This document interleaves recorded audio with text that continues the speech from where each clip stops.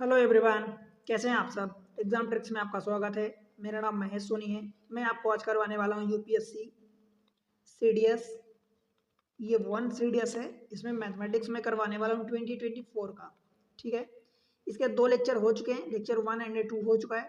Means 15-15 question मैं दोनों में कर लिया हूँ। पहले 30 क्वेश्चन कर चुका हूँ। ठीक है, सेट ए में डिस्कस कर रहा हूँ। राइट, इससे मैं बता दूं कि अगर आप यूपीएससी का जो एक सी सेट का पेपर होता है, जो सिविल सर्विस CSE में पूछा जाता है, अथवा IFS भी एक ही प्रीलिम्स होता है। IES में भी इसके क्वेश्चन पूछे जाते हैं, सी सेट के, मतलब इस टाइप के question.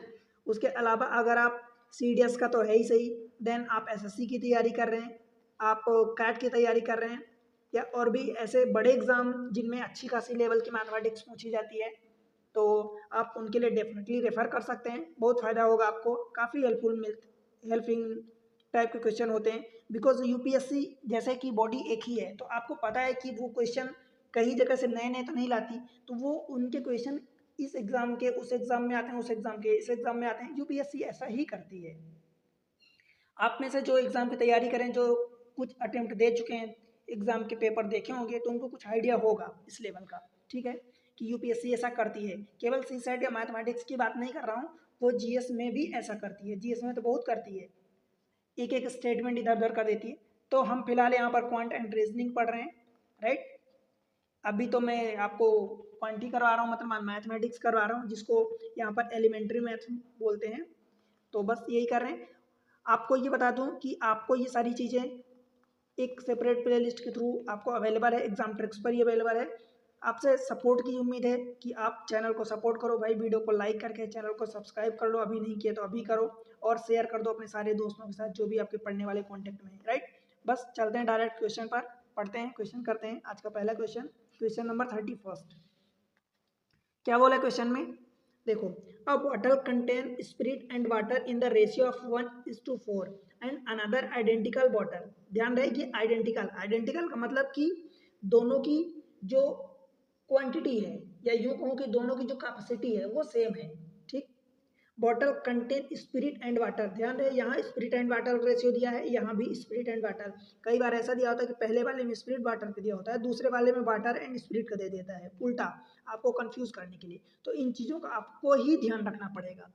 Right, in the ratio 4:1, in what ratio should the mixture in the two bottle be mixed to get a new mixer in the ratio of the spirit and water. यहाँ पर भी spirit water दिया है, हर जगह spirit and water का ही corresponding दिया है, 1:3। देखो, इसके कई तरीके हैं भाई। सबसे पहले तरीका तो ये है कि आप एक एलिगेशन मेथड लगाओ।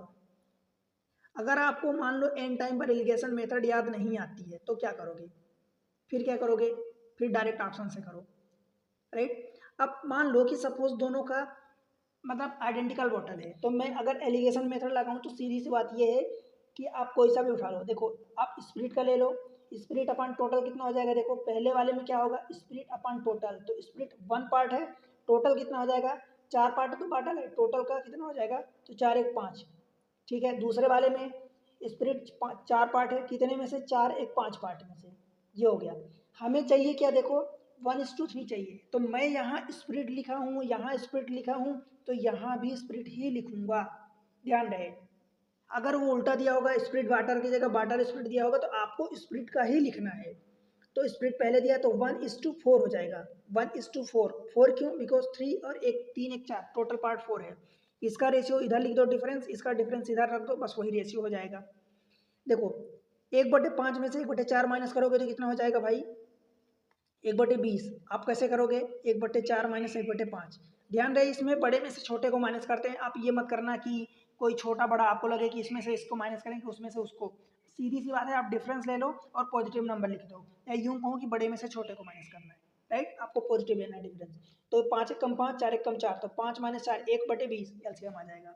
सेम चीज इधर करोगे, तो इधर देखो 5 है नीचे, तो ऊपर क्या करोगे, 4 का मल्टीप्लाई, नीचे 4 का मल्टीप्लाई 20 हो जाएगा, यहाँ 5 का, तो 5 और -4 तो 16, 16 - 5 कितना हो जाएगा भाई, 11।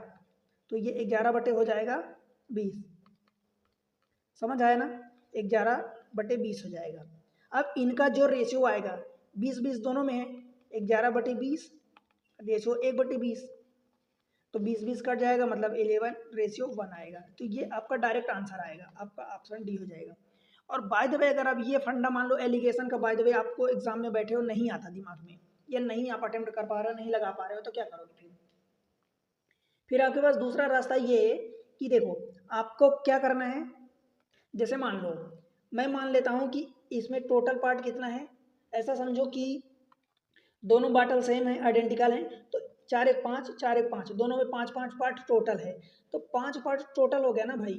अब आपको क्या चाहिए इसमें से, पहले वाले में स्प्लिट कितना है, 5 पार्ट दोनों में है, तो मतलब 1 4 और 4 1 दोनों का रेशियो हो गया, 1 4 और 4 1 दोनों का, ये पहला वाला स्प्लिट है और दूसरा वाला बटा है, ठीक है। अब देखो आपको क्या चाहिए, 1:3 ये चाहिए। आप कुल मिला के ऐसा करो कि मान लो कि पहला ऑप्शन लो, दूसरा ऑप्शन लो, तीसरा ऑप्शन लो। मैं डायरेक्ट यही डी ऑप्शन लेके चेक करवा रहा हूँ, बाकी आप तीसरा चेक करना, क्योंकि डी ऑप्शन करेक्ट है तो मैं आपको करेक्ट तक पहुँचा रहा हूँ। मान लो कि मैं इस रेशियो में लेता हूँ, तो 11 पार्ट पहले वाले का लेना है और 1 पार्ट दूसरे वाले का लेना है।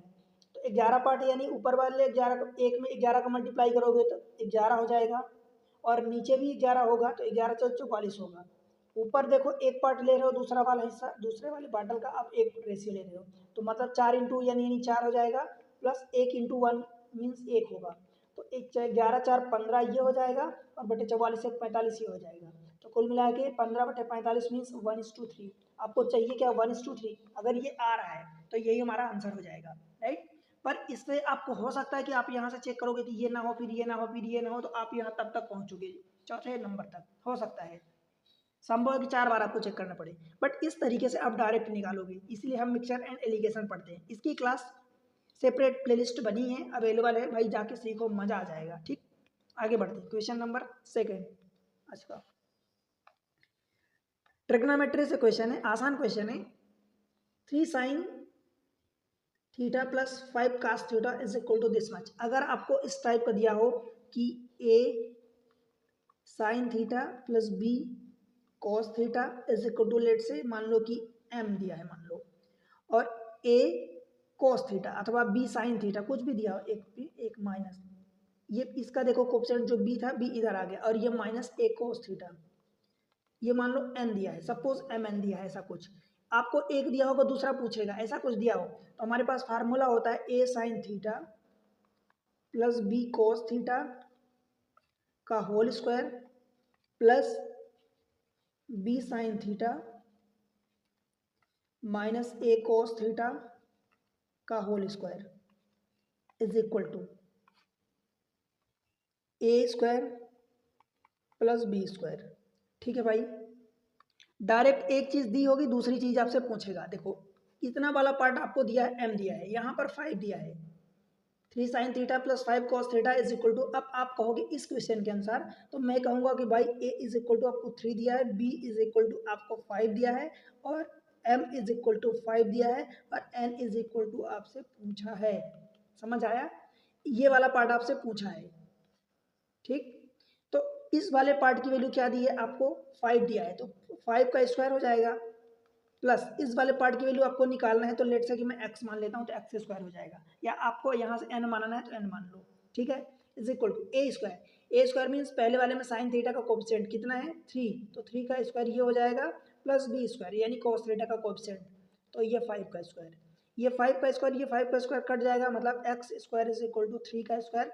तो क्या आप बता सकते हो कि x equal two plus minus 3, आप कहोगे प्लस माइनस 3 भाई दोनों वैल्यू आती है जब हम निकालते हैं, पर हम अकॉर्डिंग टू कंडीशन कभी प्लस लेते हैं, कभी माइनस लेते हैं, या दोनों लेते हैं, या जो हमें अवेलेबल हो। तो यहाँ पर +3 नहीं दिया है, -3 दिया है, तो हमारा आंसर -3 हो जाएगा, ऑप्शन ए। ठीक है, समझ आया क्या, ऑप्शन ए अहमदाबाद। क्लियर है, कोई दिक्कत बताओ हो तो बताओ, आगे बढ़े। चलो क्वेश्चन नंबर नेक्स्ट पर देखते हैं। और बाय द वे अगर आप उस क्वेश्चन को दूसरे और तरीके से करना चाहते हो तो फिर आपको थोड़ा सा डिफिकल्ट हो जाएगा सॉल्व करना, कर लोगे डेफिनेटली, मुझे पता है कर लोगे, पर थोड़ा सा डिफिकल्ट हो जाएगा। इसलिए अगर हाँ इससे बेहतर मेथड आपके पास है तो आप कोर्स करो, राइट।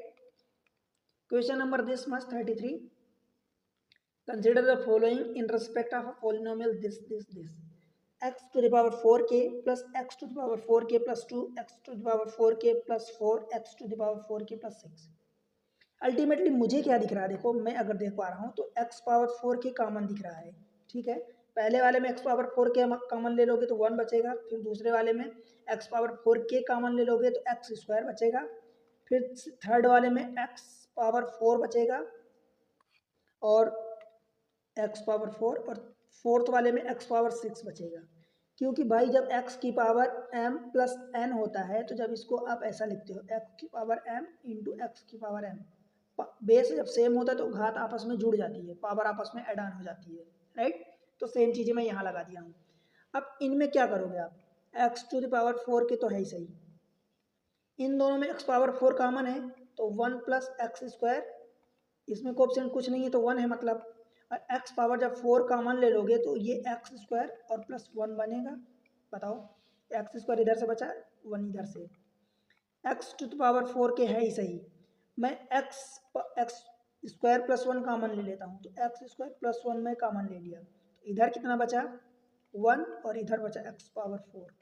बताओ भाई, कुल मिला के इस पावर को जो चीज़ें इसने दिया था उसको मैं सॉल्व करके ये तोड़ दिया, टूट गया ये। अब देख लो, the remainder is zero when this much, when the polynomial is divided by x square plus 1।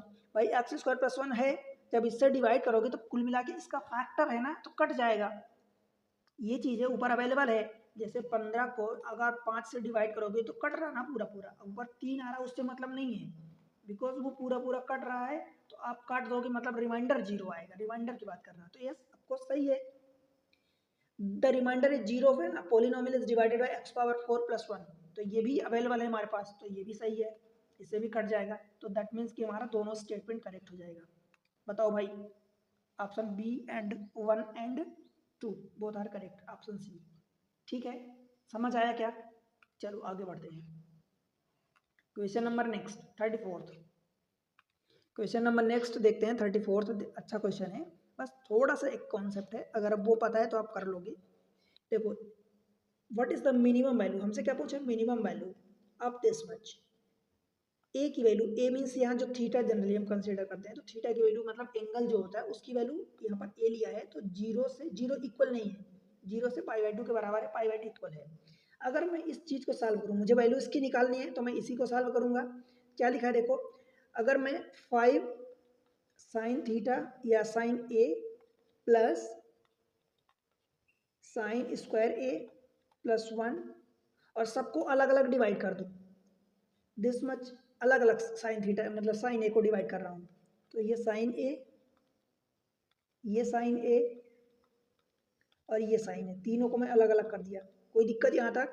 ये वाला क्या हो जाएगा 5 हो जाएगा, प्लस ये वाला क्या हो जाएगा भाई साइन ए हो जाएगा प्लस 1 अपॉन साइन ए।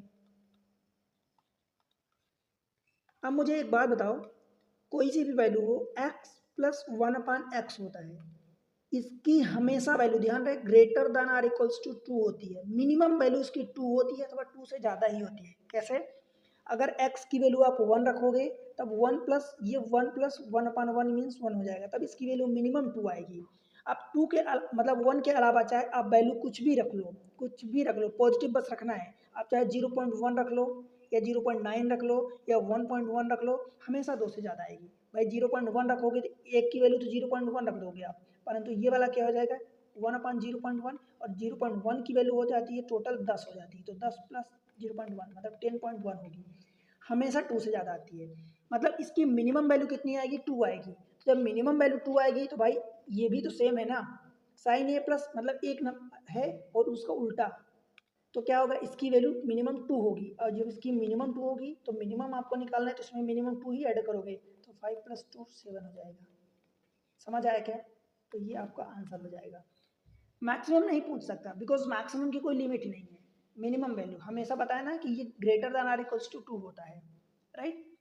दूसरी चीज़ ये कि फिर आपको अगर नहीं समझ में आता है तो आप मान लो इसको ऐसा करते हो 5 प्लस, अगर मान लो आपके समझ में नहीं आता तो साइन स्क्वायर ए प्लस 1 अपॉन साइन ए करोगे, यही करोगे, ठीक है। अब जीरो तो आप ले नहीं सकते बिकॉज जीरो पर इक्वल किया नहीं, मान लो π/2 लेते हो तो साइन 90 की वैल्यू कितनी होती है भाई 1 होती है, तो 1 का स्क्वायर 1 प्लस 1 2 अपॉन 1, तो ये 2 फिर से आ जाएगी।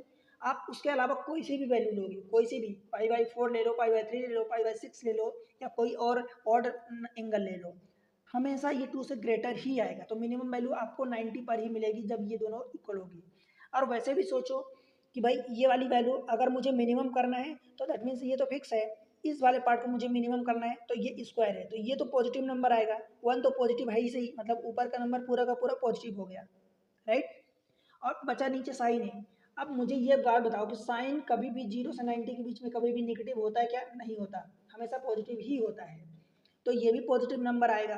अब पॉजिटिव अपॉन पॉजिटिव, अब मिनिमम कब लाओगे? इसकी वैल्यू अगर साइन की वैल्यू कोई और लेते हो तो साइन की वैल्यू कहाँ से होती है? 0 से 1 के बीच होती है पॉजिटिव में केस देखोगे तो जो चीज़ें ऊपर है अगर इसका उल्टा करोगे तो उल्टा ही होगा। कुल मिला के आपको ये मिनिमम तभी मिलेगा जब इसकी वैल्यू 90 लोगे और ये 1 रखोगे, तो 1 + 1 अपॉन 1 मीन्स 2 अपॉन 1, तो ये 2 हो जाएगा और 5 + 2 7 हो जाएगा। ठीक है भाई, चलो आई होप कि समझ गए आप।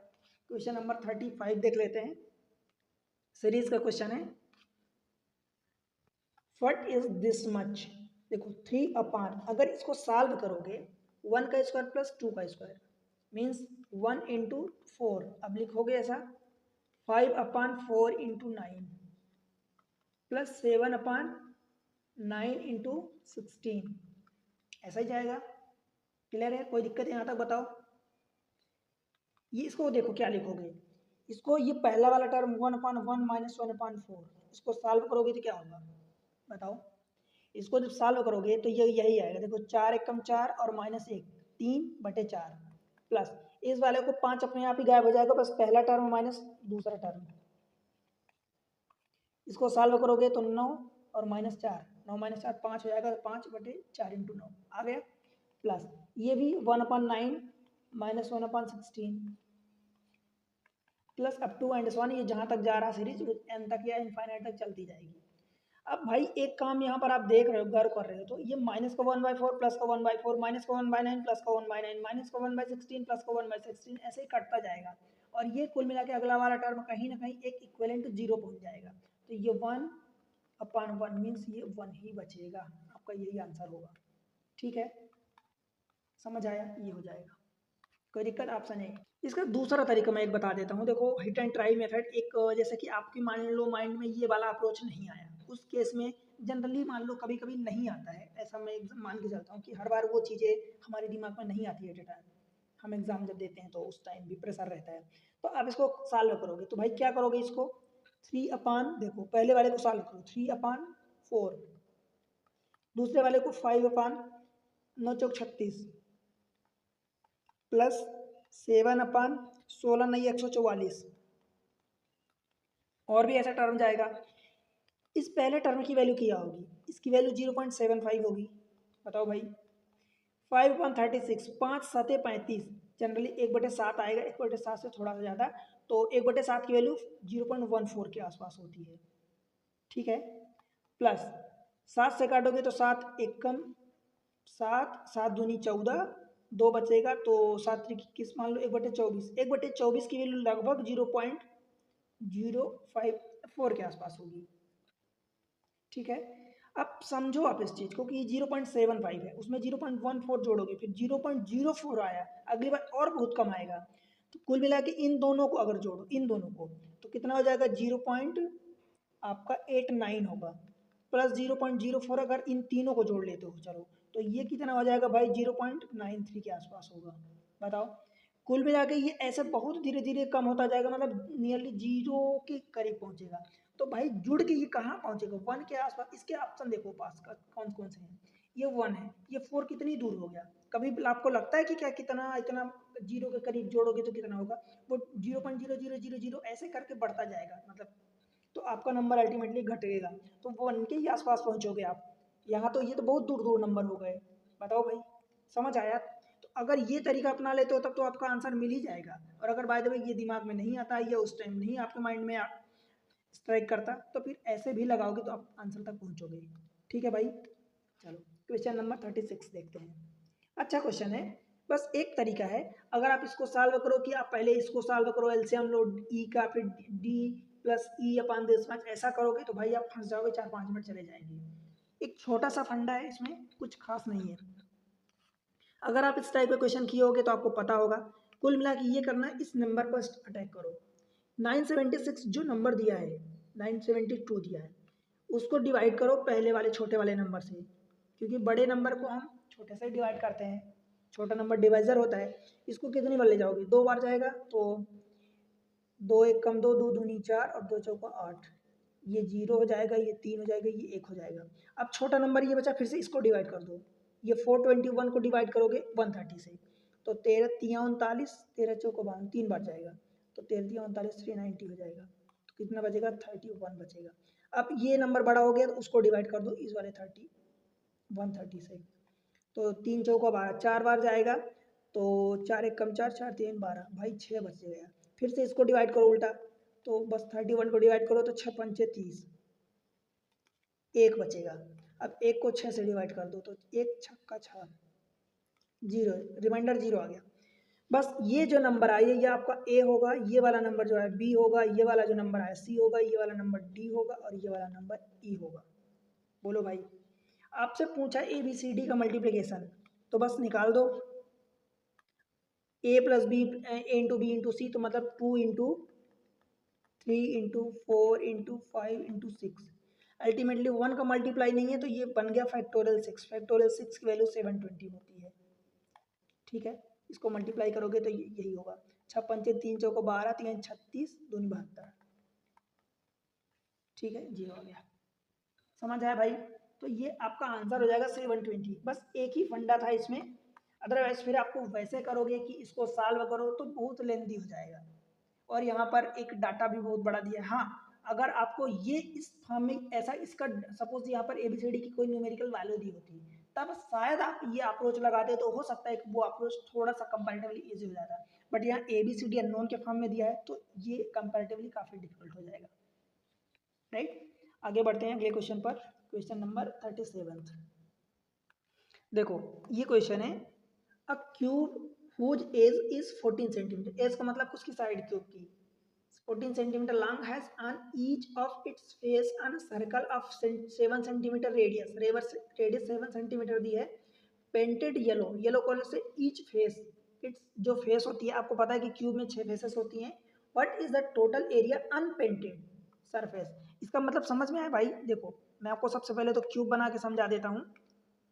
जैसे मान लो ये क्यूब बन गया सपोज, अब इसमें मैं बना देता हूँ, लेट से ये क्यूब बन गया। अब इसको 3D में बनाना है तो बस थोड़ा सा आपको समझाने की कोशिश कर रहा हूँ, बस समझना। जैसे मान लो ये क्यूब बन गया, अब उसमें ये बोल रहा है कि ये मान लो कि लेट से कि सपोज ये जो बाहर वाली एरिया है, मान लो कि मैं वाइट से, तो मैं इस वाले एक इस और इसमें, अब इसमें एक को आपका सर्कल ड्रा किया गया है, सर्कल एक्चुअली बराबर नहीं आया है तो मैं थोड़ा सा, चलो आप कंसिडर ऐसे करो कि ये इधर से भी टच कर रहा है, एक्चुअली ये इधर से भी टच कर रहा है सर्कल, इधर से भी टच कर रहा है, और ये चारों साइड से टच करता हुआ ऐसे निकल रहा है। ठीक है, ऐसे चारों साइड से ये सर्कल टच करता हुआ जा रहा है, तो ये बोल रहा है कि जो सर्कल बन रहा है सारे फेस, अभी ये 6 फेस हो से थे, सभी फेस में टच करेगा, तो सभी फेस में येलो कलर से पेंट कर दिया गया जो भी कलर मिक्स किया है। अब वो ये बोल रहा है कि what is the total area unpainted, unpainted कौन सा बनेगा, तो अनपेंटेड आप यूँ समझ लो कि जैसे कि मान लो ये एक सर्कल हो गया, मैं एक फेस बना के समझाता हूँ तो आपको बेहतर समझ में आएगा। लेट से कि ये एक सर्कल बन गया और इस पर फिर आप क्या करोगे, एक फेस बना रहा हूं तो एक फेस ऐसा समझ लो कि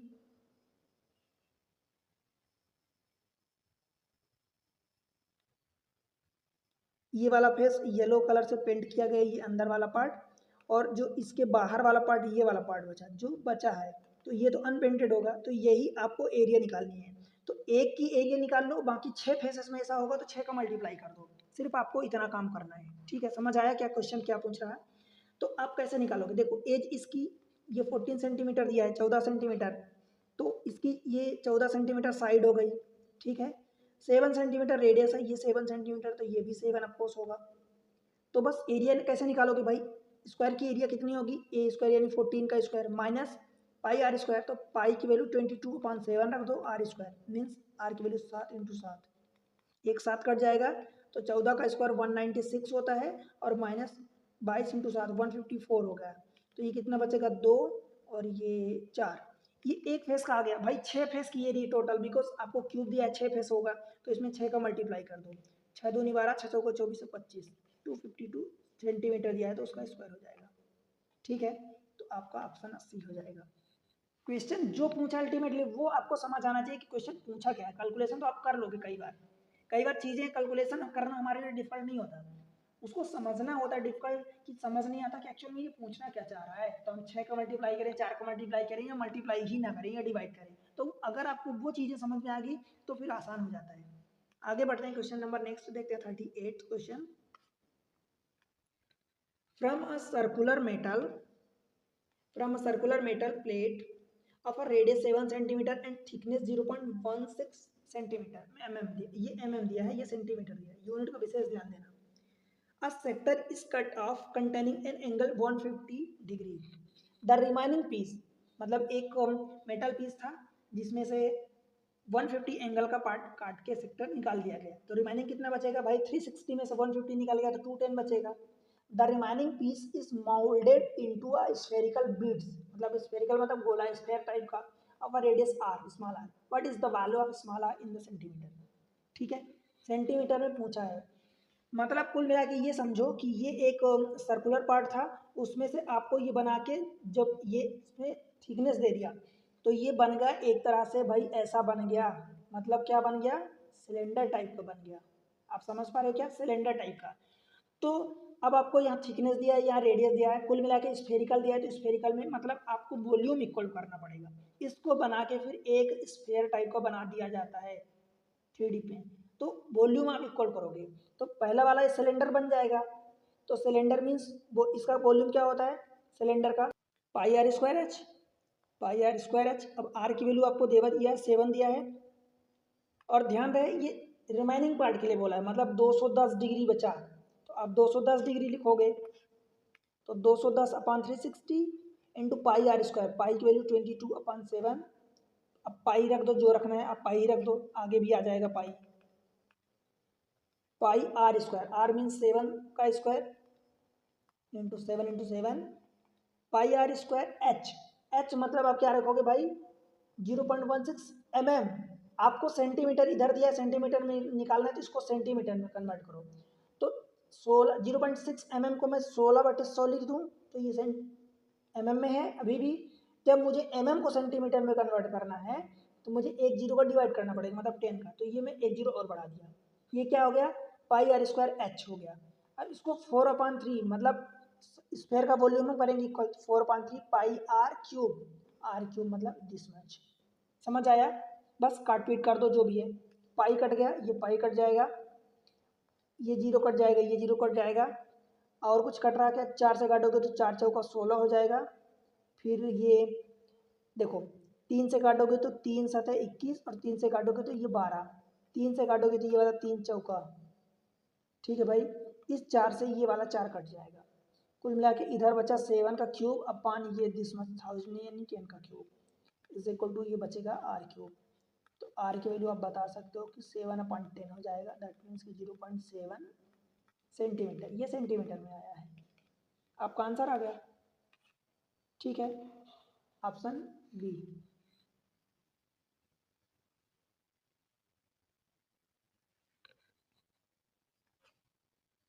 करेक्ट है, कोई दिक्कत? अगर कुछ भी समझ में आए तो बताओ। आगे बढ़े भाई, क्वेश्चन नंबर 39। देखो आपको क्वेश्चन समझ में आना चाहिए, जैसे कुछ क्वेश्चन अब ये है, इसमें आपको ये नहीं समझ में आ रहा कि अगर सिलेंडर आपको समझ में आ गया तो आपको वॉल्यूम आप इक्वल कर दोगे, बिकॉज वॉल्यूम ही चीज़ें सेम रहती हैं, बाकी चीज़ें चेंज हो जाती हैं। पर आपको समझ में नहीं आ रहा, आपको दिया सर्कुलर प्लेट, तो फिर आप भाई सोचोगे कि मैं क्या लगाऊं, इसकी एरिया उसकी एरिया, तो वो गलत हो जाएगा फिर, राइट। और जनरली आप समझो कि वॉल्यूम ही इक्वल होता है, जब उनको मोल्ड करते हैं जनरली पिघलाते हैं तो वॉल्यूम आयतन ही बराबर होता है, राइट। अगला क्वेश्चन देखते हैं। द कोड A B of a circle with centre O is 2√3 times the height of the minor segment if P is the area of the sector OAB and Q is the area of the minor segment of the circle, then what is the approximate value of P upon Q? सबसे पहले तो मैं आपको question कुछ figure के through समझा देता हूँ। देखो वो बोला है कि एक सर्कल है, ठीक है, उसमें सेगमेंट आपको देता है, तो एक क्या दिया है, एक कोड दिया है, O इज द सेंटर, तो ये मान लो कि O है, और ये एक मान लो लेट से कि ये एक कोड है, इसको उसने नाम दिया है A और ये नाम दे दो B, ठीक है। यहाँ से इसके सेंटर से यहाँ पर एक परपेंडिकुलर डिस्टेंस डालोगे, ऑफकोर्स परपेंडिकुलर होगी, ठीक है। ये वाला एंगल 90 होगा, बोलो भाई, अगर ये 90 है तो ये भी 90 होगा, बिकॉज ये भी 90 होगा। क्लियर है इतनी चीज? अब देखो क्या करना है आपको, ये वाला पॉइंट आपको दिया है O, ये AB, माइनर सेगमेंट, देखो code AB of a circle with centre O is 2√3 times the height of the minor segment. Minor segment means ये मान लो A B और ये मान लो लेट से मैं इसको, अच्छा P तो दिया है तो मैं इसको मान लो कि कोई पॉइंट मान लेता हूँ, X मान लेता हूँ, ये वाला पॉइंट। तो माइनर सेगमेंट इस वाला, इसका ये माइनर सेगमेंट ये वाला है, यहाँ से यहाँ तक, यहाँ से ये वाला पार्ट है, तो इसकी अगर 1 है तो इसका 2√3 टाइम्स इसका कोड हो जाएगा। तो अगर ये ए बी पूरा का पूरा कोड 2√3 है, तो भाई क्या मैं कह सकता हूँ कि ये वाला पार्ट √3 होगा और ये भी पार्ट √3 होगा, ठीक है। यहाँ तक कोई दिक्कत हो तो बताओ। अब देखो मैं इसमें कुछ ड्रा करता हूँ, आप देखना, क्या ये इस पार्ट को मैं कह सकता हूँ कि ये वाला पार्ट इतना निकाल सकता हूँ, ये वाला पार्ट मैं आपको बता दिया कि ये 90 डिग्री एंगल होगा। अब देखो भाई, समझना इंपॉर्टेंट ये है इसमें कि ये वाला पार्ट अगर √3 है, ये एंगल 90 डिग्री है, ये वाला अगर पार्ट 1 है, आपको पता है कि 1 √3 और ये 2, एंगल का रेशियो क्या होता है, इसका 30 होता है, इसका 60 डिग्री होता है और इसका 90 डिग्री इसके सामने की साइड। तो ये √3 है, ये 1 है, तो ऑफकोर्स इसका जब हाइपोटेनस निकालोगे तो ये वाला 2 होगा और ये वाला 2 होगा, ठीक है। तो 2 के सामने ये वाला एंगल तो 90 हो गया, 1 के सामने ये वाला एंगल 30 होगा और ये वाला एंगल कितना होगा, 60 होगा, ये एंगल 60 होगा, तो ये भी एंगल 60 होगा। बताओ भाई ये टोटल कितना हो गया, 120 हुआ कि नहीं हुआ, बताओ। अब अगर आप पढ़ रहे हो, तैयारी कर रहे हो, तो मुझे बताने की शायद जरूरत नहीं पड़ेगी, जब आप ये वाला एंगल, ये टोटल 120 हो जाएगा, 120। इस वाले पार्ट को अगर यहाँ कहीं ड्रा करोगे, मान लो इधर से, तो इस वाले पार्ट का इसका आधा, ये वाला, ये एंगल और ये एंगल दोनों मिला के 180 होते हैं, पता है क्या, ये वाला एंगल और ये एंगल अपोजिट एंगल मिला के 180, तो 120 ये हो गया। बताओ भाई, देखो मैं इसको भी यहाँ से मिला रहा हूँ, ये और ये सेम चीज़ इधर भी काम की चीज़ें हैं, इसलिए मैं मिला रहा हूँ इसको। अब क्या करोगे आप, देखो अगर ये वाला एंगल और ये एंगल, मान लो इसको, मान लो मैं कोई नाम दे देता हूँ, बाई दे देता हूँ, चलो ये वाला एंगल x और बाई मिला के 180 होते हैं, 120 तो ये पूरा हो गया, तो बचा ये वाला कितना, 60 बचेगा, बोलो भाई 60, और इसका डबल यहाँ पर बनता है ये पूरा एंगल। अगर ये 60 बन रहा है तो ये पूरा 120 होगा, 120 में से आधा पार्ट ये होगा, आधा पार्ट ये बराबर दोनों हैं, इसलिए तो ये भी 60 हो गया और ये भी 60 हो गया। समझ आया क्या? अब देखो भाई, अब इस वाले ट्रायंगल की मैं बात कर रहा हूँ, इस वाले ट्रायंगल की, ये √3 है, ये √3 है, √3 के सामने 60 एंगल है, तो ये वाला एंगल तो 90 डिग्री है, तो ये वाला एंगल कितना बचा, 30 बचेगा, 30 बचेगा ये वाला एंगल, ठीक है। इस एंगल से भी मतलब नहीं है, हमें एक्चुअली पूछा है कि P दिया है, P is the area of the sector OAB मतलब सेक्टर का दिया है, तो ये 120 जैसे ये पूरा आया, तो P की एरिया कितनी होगी भाई, 120/360 इंटू पाई आर स्क्वायर। कुल मिला के मैं आपको ये समझाना चाहता हूँ कि ये 60 है, ये 30 है, ये √3 है, तो अगर 60 के सामने √3 तो ये 30 होगा, तो इसके सामने की साइड 1 होगी, और जब ये √3 ये 1 तो ये वाली हमारी रेडियस 2 निकलेगी, बस ये आपको समझना है। पाई आर स्क्वायर, आप आर की वैल्यू यही 2 रखोगे यहाँ पर, तो 120/360 यानी 1/3 हो जाएगा। पाई की वैल्यू आप यहाँ पर दिया है, कितना दिया, 3.14 इंटू आर, आर मीन्स ये वाली एरिया हम निकाल रहे हैं, इस वाले सेक्टर के लिए निकाल रहे हैं। तो ये 2 का स्क्वायर दैट मीन्स कि 4 हो जाएगा। तो 14 चौको 56, 4 3 12.56/3। जब इसकी वैल्यू निकालोगे तो 3 चौका 12 और ये लगभग 19 3 57 4.19 के आसपास होगा। ये तो P की वैल्यू आ गई। आपसे Q क्या दिया है देखो, Q is the area of the minor segment. Minor segment मतलब ये वाला पार्ट इतना, इस वाले पार्ट का दिया है। तो भाई P में से अगर ये वाला दोनों ट्रायंगल, ये ट्रायंगल और ये वाला ट्रायंगल, ये पूरा पार्ट माइनस कर देते हो OAB वाला ट्रायंगुलर पार्ट, तो ये वाला माइनर सेगमेंट का निकल जाएगा। तो देखो P यानी 4.19 में से मैं माइनस कर रहा हूँ ये वाला ट्रायंगल, तो ये half into base into height, तो हाफ इंटू बेस, बेस ये √3, ये √3, ये पूरा कितना हो जाएगा 2√3 इंटू हाइट कितनी दी है, ये वाली हाइट 1 है। ठीक है, अभी हमने निकाला था √3 के सामने ये 60 था, ये 1 हो जाएगा, तो ये 1, ये 2 कट गया, मतलब 4.19 माइनस √3, √3 इंटू 1 √3 होगा। √3 की वैल्यू दिया है 1.7, तो ये कितना आ जाएगा 1.7 मीन्स 1.70। भाई ये हो जाएगा, इसको 2 माइनस कर दो तो 2.49 के आसपास। ठीक है, 2.5 समझ लो इसको नियरली। अब आपसे पूछा P/Q, तो P/Q निकाल दो। देखो 4.19 P/2.49 नियरली इक्वल कर दो, तो इसको 420 ले लो और इसको 250 ले लो, 0 0 कट गया, 42/25 यानी 25 एक कम 25 हो जाएगा, 17 बचेगा, 17 अब तो डेसिमल होगा, तो डेसिमल बढ़ाया तो ये 0 हो गया, तो 170/25, 25 सत्ते कितना होता है भाई 175 होता है, तो 7। अब प्राक्ष में पूछा तो 1.7 के आसपास आपका आंसर होगा। ठीक है भाई, समझ आया। थोड़ा सा लेंदी था ये क्वेश्चन, आपको कई सारे फंडे लगाने पड़े, बट आई होप कि अगर आप 1 2 बार करोगे तो क्वेश्चन आसान हो जाएगा आपके लिए। ठीक है, आगे बढ़ते हैं, क्वेश्चन नंबर नेक्स्ट पर देखते हैं 40। क्वेश्चन बोला है what is the area of the region between 2 concentric circle. Concentric मतलब सेंटर एक ही है, if the length of a code of outer circle touching the inner circle at a particular point of its circumference is 14 centimetre. क्या दिया है, if the length of a code is, देखो कहाँ कहाँ से घुमाता है आपको शब्दों में, अगर आप इंग्लिश पढ़ते हो तो डेफिनेटली समझ में आएगा, बट समझो if the length of code is 14 centimetre, मतलब कोड की लेंथ दिया है 14 सेंटीमीटर। तो पहले हम 2 सर्कल बना देते हैं, जो दोनों सर्कल कॉन्सेंट्रिक हैं। एक सर्कल हो गया और दूसरा सर्कल हो गया, सेंटर एक ही है। जो अंदर वाला सर्कल है मतलब ये ऐसा टच कर रहा है, तो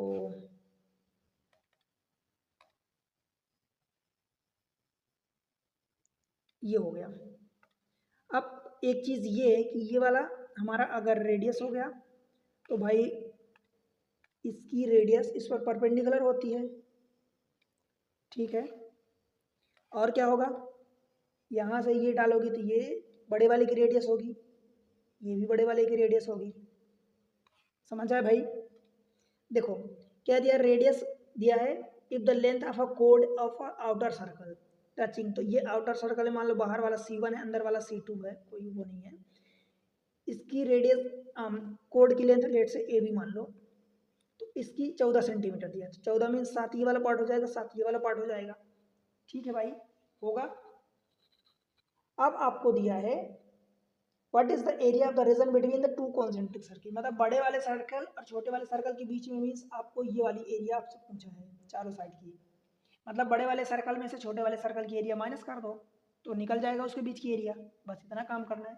उसके लिए हमें जो चाहिए, कुछ चाहिए ना, क्या चाहिए, देखो अगर ये वाला एंगल 90 होगा, ये भी एंगल 90 होगा, भाई एक साइड मुझे 7 दी है, देखो यहाँ पर राइट एंगल ट्रायंगल बनेगा, मुझे एक ट्रिपलेट पता होता है 7 24 25 का, पता है आपको क्या, अगर पता है तो बताओ। अगर 7 साइड एक दिया है तो ये हाइपोटेनस, ये बड़ी वाली साइड 25 हो जाएगी, और दैट मीन्स ये बड़े वाले की रेडियस होगी, और ये वाली परपेंडिकुलर, ये मान लो कि ये इसको O ले लेता हूँ, इसको P ले लेता हूँ, तो OP वाली साइड कितनी हो जाएगी 24 हो जाएगी। ठीक है, समझ आया। दैट मीन्स क्या हुआ, स्मॉल आर यानी छोटे वाले की रेडियस 24 हो गई और बड़े वाले की रेडियस 25 हो गई, ये बड़ी वाले की रेडियस होगी और ये छोटे वाले की रेडियस होगी। समझ आया। अब दोनों सर्कल के बीच की एरिया पूछा है, तो भाई पाई कैपिटल आर स्क्वायर यानी 25 का square minus pi small r यानी 24 का स्क्वायर। पाई की वैल्यू 22/7, 25 का स्क्वायर कितना होता है 625, 24 का स्क्वायर 576, 22/7 इंटू 25 और इधर 24 बचेगा तो ये 49, 7×7 = 49, 22 154। एरिया मीन सेंटीमीटर दिया है उसका स्क्वायर हो जाएगा। बताओ ठीक है, समझ आया क्या? आपका ऑप्शन हो जाएगा 154, कितना है 154, ऑप्शन ए। क्लियर है भाई? अब इसमें आप एक गलती आपसे क्या हो सकती है कि अगर आपको सिर्फ 7 दिया था आप एक गलती इस पर जा सकते हो, कान डिटरमाइन पर जा सकते हो, बट भाई समझो आप कि ये दिया है जो, तो उससे आप आंसर निकाल सकते हो। ये ट्रिपलेट्स अगर आपके दिमाग में आएगा तो ठीक है आप निकाल पाओगे, अदरवाइज फिर आप, मुझे लगता है कि आप डायरेक्टली इधर ही घूमोगे कि कान डिटरमाइन बिकॉज एक ही चीज़ दी है दूसरी चीज़ नहीं दी है तो कैसे आप निकालोगे, राइट? तो उस कुछ हेल्प लिया करो, कुछ समझा करो, इसीलिए मैं ट्रिपलेट्स याद करवाया हूँ। बहुत सारे ट्रिपलेट्स होते हैं बट 7-8 हैं ट्रिपलेट्स एक जनरल वे में जो जनरली मतलब बीच बीच में यूज़ होते हैं, पर उसमें भी 4-5 जो है फ्रिक्वेंटली यूज़ होते हैं। आप इसी इतने ही क्वेश्चन में आप देख लिए कि मैं एक बार 3, 4, 5 वाला कई जगह यूज़ किया, अभी आगे और क्वेश्चन आने वाले हैं मैं उनको भी यूज़ करूँगा तो आपको समझ में आएगा कि कितने ट्रिपलेट्स यूजफुल होते हैं, कितने हेल्पफुल होते हैं, राइट? अगला क्वेश्चन देख लेते हैं, क्वेश्चन नंबर 41 है, in a right angle triangle ABC, AB is equal to 15, BC is equal to 20, AC is equal to 25, further BP is a perpendicular on AC। सबसे पहले तो हम ट्रायंगल बना देते हैं, उनका नॉमेनक्लेचर कर देंगे तो आपको बेहतर समझ में आएगा। देखो मैं ये बना रहा हूँ एक right angle triangle ABC, AB is equal to 15, BC is equal to 20, AC is equal to 25। AC 25 दिया तो मैं इसको A मान लेता हूँ और इस वाले पॉइंट को मैं C मान लेता हूँ, ये 25 हो गया, ठीक है। ये B हो गया अपने आप। BC 20 दिया है, ये वाला BC 20 दिया है एंड AB 15 दिया है। बताओ यहाँ तक कोई दिक्कत है? B क्या होगा? राइट एंगल ट्रायंगल होगा। Further BP is a perpendicular on AC, AC पर BP एक परपेंडिकुलर है तो भाई वो हम डाल देते हैं, एक यहाँ से परपेंडिकुलर डालेंगे इस वाली लाइन पर, ये हो गया परपेंडिकुलर। परपेंडिकुलर का मतलब ये वाला एंगल 90 हो गया तो ये भी एंगल 90 होगा बिकॉज टोटल एक साइड पर 180 एंगल होता है। इतनी बात समझ में आई क्या? अब देखो what is the difference between the area of triangle PAB, इसको P बोल रहा है तो PAB मतलब ये मान लो पहला एंड PCB ये मान लो सेकेंड ट्रायंगल हो गया। इन दोनों की एरिया का डिफरेंस हमें बताना है। भाई कैसे बताओगे? सबसे पहली बात तो आपको ये PB पता होना चाहिए। PB के लिए एक फार्मूला होता है, ये परपेंडिकुलर बेस मतलब ये वाला परपेंडिकुलर बेस, देखो perpendicular into base divided by hypotenuse, ये एक तो ये लगा दो तो आपका डायरेक्ट आ जाएगा, मतलब 15 इंटू 20/25, 5 से काटोगे तो 5×5 = 25, 5 चौका 5 से काटोगे तो 5 यानी 12 आ गया। आप कहोगे मुझे फार्मूला नहीं पता, कोई बात नहीं, फार्मूला नहीं पता तो मैं बता देता हूँ। दरअसल उसी फार्मूला फंडे से ही ये फार्मूला आया है। इस टोटल की एरिया क्या होगी ट्रायंगल की ABC, half into base into height होगी, तो बेस क्या है 20 दिया है एंड हाइट कितना दिया 15, इज इक्वल टू, अगर मैं इधर से निकालूं तो ये पूरा बेस हो जाएगा तो हाफ बेस यानी AC मीन्स डायरेक्ट मैं 25 लिख रहा हूँ, AC दिया है इंटू परपेंडिकुलर। अब इस बेस के लिए परपेंडिकुलर क्या होगा? BP परपेंडिकुलर दिया है तो ये BP हो जाएगा। बस ये हाफ हाफ अपने आप में कट गया, वही तो आ गया। देखो ये परपेंडिकुलर बेस पहले था ओरिजिनल का और डिवाइडेड हाइपोटेनस के उसी ट्रायंगल के लिए, तो 20 इंटू 15/25 तो यहाँ से BP निकल जाएगा डायरेक्ट 12, ठीक है। यहीं से इसी से ये वाला फार्मूला आया है, समझ आया? तो आपने ये 12 निकाल लिया, क्या निकाला? BP। अब देखो ये 12 हो गया भाई, BP 12 को आप क्या लिख सकते हो? 3 इंटू 4 लिखोगे? बताओ। अब देखो मैं ट्रिपलेट यूज करने वाला हूँ, ट्रिपलेट होता है 3K 4K 5K, ये होता है, बार बार ये जरूरत पड़ती है ट्रिपलेट्स की। अब इसको कैसे यूज करोगे? देखो इस 20 को मैं 4 इंटू 5 लिख दूँ क्या? बताओ भाई, इस 15 को मैं 3 × 5 लिख दूँ क्या? अब देखो ये राइट एंगल ट्रायंगल है कि नहीं है, ये वाला एंगल राइट एंगल ट्रायंगल है, तो एक बेस होगा और एक परपेंडिकुलर होगा। समझ आया? अब देखो ध्यान से देखो, 4 × 3 ये है, 4 × 5 ये है, तो ये वाला क्या होगा? 4 × 4 होगा, क्योंकि आप समझो कि 4 कॉमन ले लो इन दोनों में, तो 5 और 3 दिया है, 3 दिया है 5 दिया है, तो 4 ये बचेगा, तो 4 × 4 ये वाली साइड हो गई, मतलब 16 ये वाला पार्ट हो गया क्या? PC। सेम चीज़ है इसमें और इसमें देखोगे तो ये वाला 90 एंगल है, तो ये हाइपोटेनस होगा। अब देखो 3 × 4 ये दिया है, 3 × 5 ये दिया है, तो ये वाला क्या होगा? 3 × क्या होगा? 3 होगा, मतलब 9 होगा।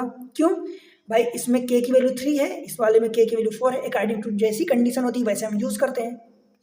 समझ आया? तो ये हो गया। अब ये 9 हो गया, ये 16 हो गया। अब आप खुद बता दो कि एरिया क्या होती है। एरिया जो होती है पहले वाले की, जब एरिया निकालोगे आपको एक्चुअल में क्या निकालना है? फर्स्ट की एरिया माइनस सेकेंड की एरिया, ये निकालना है। फर्स्ट की एरिया ये हाइपोटेनस है, तो half into base into height. इसका बेस क्या है? 9 है और हाइट कितनी है? 12 है, तो 9 × 12 माइनस हाफ इंटू इस वाले का बेस क्या है? ये तो हाइपोटेनस हो गया, बेस 16 × 12, 16 × 12। भाई बड़े में से छोटे को कुल मिला के यहाँ आपको ये करना है, तो बस 12/2 यानी 6 दोनों में कॉमन हो गया, तो 9 और माइनस इधर 16, मतलब इधर से पॉजिटिव डिफरेंस लोगे तो 7 × 6 मीन्स 42 आपका आंसर आ गया। जो भी यूनिट दी है उसका स्क्वायर हो जाएगा, सेंटीमीटर का स्क्वायर 42। समझ आया क्या? ऑप्शन बी हो जाएगा करेक्ट। क्लियर है? कोई दिक्कत? कुछ भी दिक्कत हो तो बताओ। आगे बढ़ते हैं क्वेश्चन नंबर नेक्स्ट 42 को देखते हैं। देखो late positive number A1 A2 A3 कहाँ तक गया? A3n तक गया है विद इन GP, एक GP में है। If P is the GM means geometric mean होता है ऑफ A1 A2 A3 कहाँ तक? AN तक, ये 3n तक गया, ये n तक गया है। And Q is the geometric mean of AN+1 से गया है, n तक इसको ले गया, फिर n+1 से ये कहाँ तक गया? 3n तक गया है। Then what is the GM of 3n number, मतलब पूरे नंबर का। भाई देखो पूरे नंबर का GM क्या होगा? मान लो कि मैं x मान लेता हूँ, ठीक है, पूरे नंबर का GM x मान लेता हूँ, तो वो क्या होगा? A1 A2 A3 up to कहाँ तक जाओगे? A4 AN, फिर ये और कहाँ तक जाओगे? A3n तक जाओगे, ठीक है, यहीं तक जाओगे। और इसकी पावर क्या होगी? जितनी नंबर होते हैं उतनी पावर में 1 हो जाता है। ये हो गया, हमें ये कैलकुलेट करना है। बताओ अब P देखो क्या दिया है। P आपको दिया, P is the GM of first n number, तो मीन्स A1 A2 A3 इन सबको मल्टीप्लाई AN तक, और n नंबर है तो 1/n होगा। समझ आया क्या? तो क्या आप यहाँ से ऐसा कह सकते हो कि P power n is equal to A1 A2 A3 ये AN, ये मल्टीप्लाई में है, ठीक है। अब Q को देखो, Q क्या दिया है? Q is the GM of AN+1 से लेके 3n तक मिट रहा है। Q is the GM of, तो Q is the GM of AN+1 AN+2, ये कहाँ तक जा रहा है? A3n तक जा रहा है। इसमें कितने नंबर हो गए टोटल? भाई टोटल 3n नंबर थे, तो उसमें से n नंबर ये हो गए, अब n के बाद आए हैं नंबर, तो 2n नंबर बचेंगे, तो ये 1/2n होगा। तो 2n इधर ले जाओगे तो q की power 2n is equal to AN+1 AN+2, ऐसे ही कहाँ तक जाओगे? A3n तक जाओगे। समझ आया क्या? ये हमें निकालना है, और यहाँ से एक इक्वेशन सेकेंड और थर्ड का यूज़ कर लो, पुट कर दो वैल्यूज में। A1 से लेके AN तक ये रखोगे, उसके बाद Q रखोगे, तो देखो x हमें निकालना है, इसकी वैल्यू पहले मैं, इतने की वैल्यू मुझे P की पावर n दिया है, इंटू इतने की वैल्यू, इसकी वैल्यू Q की पावर 2n दिया है, और होल की पावर 1/3n होगा। n कट जाएगा तो P की पावर 1/3 इंटू Q की पावर 2/3 हो जाएगा, यही आंसर होगा। समझ आया? ऑप्शन डी ही होगा। बताओ सिंपल है, ये तो मैं 2-3 स्टेप ज़्यादा लिख दिया हूँ आपको समझाने के लिए डिटेल में, अदरवाइज मैं डायरेक्ट ये जैसे मुझे दिखा, एक स्टेप ये कॉमन आया, एक स्टेप ये मुझे दिखा, बस आंसर यहीं से निकाल देता सीधा सा। ठीक है भाई, बन जाएगा। कोई दिक्कत हो तो बताओ। इसको रखो, आपको पता है कि पावर जाएगा उधर जाएगा, बस इसकी वैल्यू पुट कर दो, और एक इसकी, इस वाले की, काम खत्म आपका हो जाएगा। ठीक, अगला क्वेश्चन देखते हैं, question number 43। The cost price of y article is equal to the selling price of z article. इस टाइप के क्वेश्चन को कुछ नहीं करना होता, सिर्फ आपको जो दिया वही करना होता है। ध्यान से देखो, cast price of y article, तो मैं बाई, यही होगा कास्ट प्राइस बाई, एक आर्टिकल की प्राइस, अगर कास्ट प्राइस मान लो लेट से जो भी है सीपी मान लो है सीपी, तो 5 आर्टिकल की 5 सीपी होगी, तो बाई आर्टिकल की 22 सीपी होगी, बस ये रख दिया। इज इक्वल, तो ये इज इक्वल रख दिया to selling price of z article, तो जेड आर्टिकल का ये रख दिया सेम चीज। तो cost price upon selling price क्या होगा भाई, जेड अपॉन बाई हो जाएगा। इफ बाई अपॉन जेड 5/4 दिया है, तो बाई अपॉन जेड, बाई को 5 दिया है, जेड को 4 दिया है, तो उल्टा कर दिया, तो उसका जेड अपॉन बाई हो गया। Then what is the profit percentage, भाई प्रॉफिट परसेंटेज होता क्या है, profit mean selling price minus cost price divided by cost price. तो इन दोनों का difference 5 - 4 divided by cost price होता है, हमेशा ध्यान रखना। तो कॉस्ट प्राइस 4 हो जाएगी, परसेंट के लिए 100 का मल्टीप्लाई करोगे, मीन्स 1/4 की वैल्यू 25% होती है। बताओ भाई कोई दिक्कत है, 25% ऑप्शन बी हो जाएगा बॉम्बे। समझ में आया कि नहीं आया, समझ आना इंपॉर्टेंट है। अगला क्वेश्चन देखते हैं, क्वेश्चन नंबर नेक्स्ट देखो, a sum of money invested at a simple interest triple itself in 8 year and become n times in 20 year. देखो 8 का मल्टीपल नहीं है 20, इसलिए अगर मान लो कि मल्टीपल दिया होता 24 साल में पूछा होता, तो सपोज मैं x मानता, 8 साल में ये इसका ट्रिपल हुआ, फिर अगले 8 साल में फिर से ट्रिपल होगा, तो इसका ट्रिपल होगा, तो 3 का 9x हो जाएगा, फिर अगले 8 साल में फिर से इसका ट्रिपल होगा, तो 9 3 27x हो जाएगा। ठीक, तो अगर 24x दिया होता तो ये हो जाता 27 गुना हो जाता, अगर 16x दिया होता तो ये हो जाता, बट एग्जैक्टली वो 20 दिया, मतलब इनका मल्टीपल एग्जैक्ट इंटीजर वाला मल्टीपल नहीं है। तो कैसे करेंगे भाई, अमाउंट जो होता है, what is the value of n, amount जो होता है p into 1 plus RT upon 100 होता है, सिंपल इंटरेस्ट की बात कर रहा हूँ। ठीक है, तो अमाउंट देखो पहली बार कितना हो रहा है, ट्रिपल, तो ट्रिपल यानी 3p होगा, is equal to p into 1 plus RT, r की वैल्यू नहीं दिया है, टी की वैल्यू कितना दिया है 8 साल अपॉन 100। ठीक है, पी कट जाएगा, तो 3 - 1 हो जाएगा, तो 2 is equal to 8R upon 100, 2 चौका कटेगा, 4 से 25 कटेगा, मतलब आर की वैल्यू 25% आ गई। इसको यूज कर लो अगले वाले में, 20 ईयर में कितने होगा, तो मान लो कि 20 ईयर में n टाइम्स हो जाता है, तो मतलब NP होगा is equal to P into 1 plus RT, r की वैल्यू 25, टी की वैल्यू अपने को 20 ईयर दिया है, तो ये 20 डिवाइडेड बाय 100, बस आपको n की वैल्यू निकालनी। ये पी फिर से कट जाएगा, तो क्या होगा एक्चुअली 1 प्लस, देखो 25 चौका 100, 4 पंचे 20, तो 5 1 6 हो गया, मतलब 5, तो n की वैल्यू 6 हो जाएगी। बताओ भाई, यही आपका आंसर हो जाएगा, कोई दिक्कत है? 6 ऑप्शन बी बेंगलुरु। बताओ कहीं भी कुछ भी समझना है तो बताओ।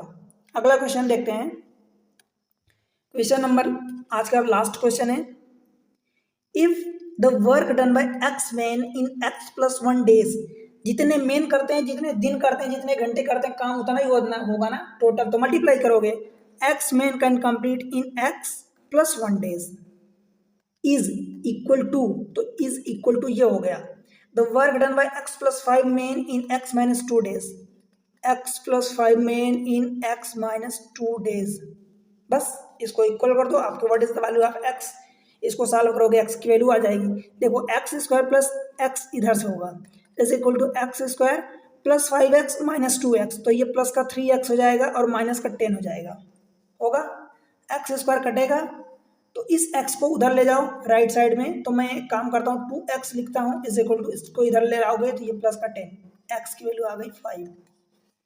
बताओ भाई कोई दिक्कत है क्या? x की वैल्यू 5, ऑप्शन ए हो जाएगा। ठीक है, तो इस तरीके से देखो आपके एग्जाम ट्रिक्स पर मैं आपको क्या क्या दे रहा हूँ, बस आप लोगों की ओर से सपोर्ट नहीं मिलता यार, तो मुझे डीमोटिवेशन होने लगता है।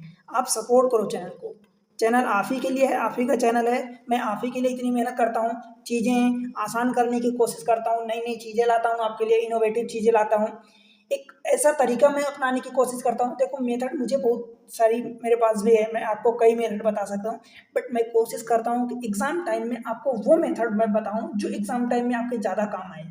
बिकॉज़ कई बार ऐसा होता है कि हाँ, आपकी प्रैक्टिस पर बहुत कुछ निर्भर करता है, बट कई बार ऐसा होता है कि हम वो चीज़ें एग्ज़ाम में हमें रिकॉल नहीं कर पाते।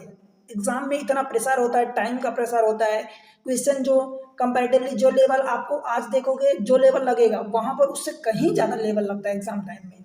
वही क्वेश्चन, ईज़ी क्वेश्चन भी टफ लगता है, डिफ़िकल्ट लगता है। तो एक वो तरीका मैं कई बार अपनाता हूँ कि आपको वो एग्ज़ाम टाइम में याद आए या आसानी से आप थोड़ा-सा अगर माइंड में जोर डालो तो वो आ जाए कि हाँ यार, इसको हम ऐसे कर सकते हैं।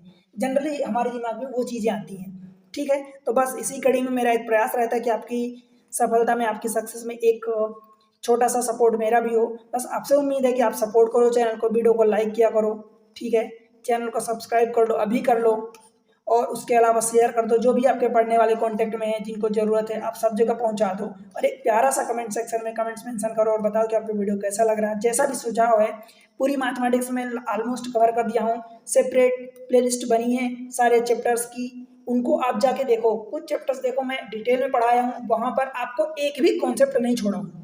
अगर आप उनको देखोगे डिटेल में तो आपको समझ में आएगा कि भाई आप बाकी जगह से पढ़े हो या अब तक पढ़े हो, तो उसमें से क्या-क्या चीज़ें छूटी हैं और क्या-क्या आप पकड़े हो, क्या-क्या छोड़ के रखे हो।